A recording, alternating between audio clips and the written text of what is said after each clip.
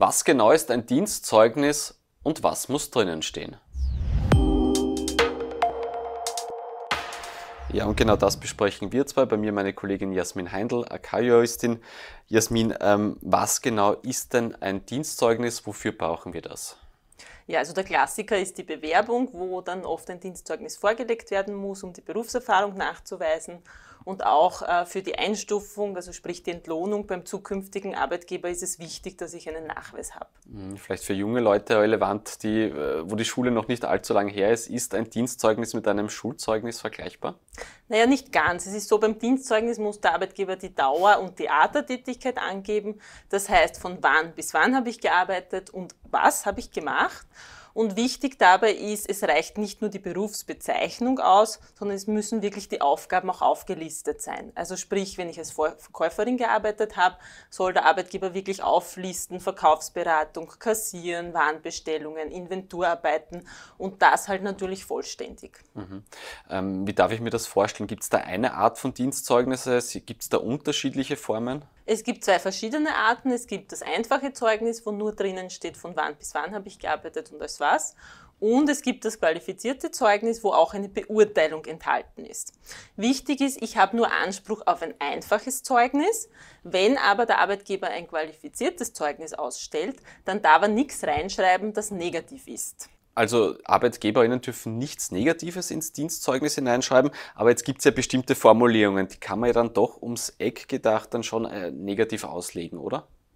Ja, also es gibt eine Formulierung, die wird sehr häufig verwendet, und zwar, die Arbeitnehmerin hat stets zu unserer vollsten Zufriedenheit gearbeitet. Das wäre, wenn man ans Schulnotensystem denkt, ein sehr gut.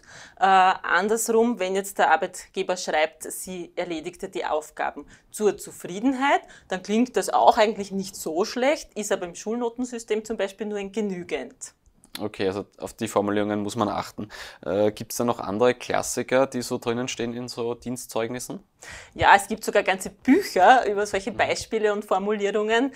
Wenn jetzt zum Beispiel drinnen steht, dass der Arbeitnehmer Konflikte nicht scheute, dann heißt das auf gut Deutsch, er war ein Streithansel. Wenn da drinnen steht, die Kollegin war sehr gesellig, dann könnte das ein Hinweis sein auf ein Alkoholproblem oder auch, dass sie einfach sehr viel getratscht hat statt gearbeitet. Und zum Beispiel die Formulierung, der Arbeitnehmer oder die Arbeitnehmerin hat sich redlich bemüht, ihre Aufgaben zu erfüllen, dann heißt das in Wahrheit, ja, bemüht schon, aber die Ergebnisse waren nicht zufriedenstellend. Also da gibt es einiges, worauf es aufzupassen gilt. Das heißt, wenn ich dann so ein Dienstzeugnis in der Hand habe und ich lese mir das durch und denke mir, oh mein Gott, da sehe ich mich ja überhaupt nicht mehr darin, kann ich mich da wehren gegen so ein schlechtes Dienstzeugnis?